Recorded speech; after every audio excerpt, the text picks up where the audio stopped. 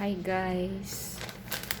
So, ngayong araw na to dito sa worksite namin ay nag-celebrate yung manager namin ng National Women's Day ata. Ganun. So, tinawag kaming lahat. Pinapunta kami doon sa conference room at may pa-cake sila at yung mga lalaki binigyan ata ng mga chain, keychain, tapos kami mga babae tanggap kami ng flower.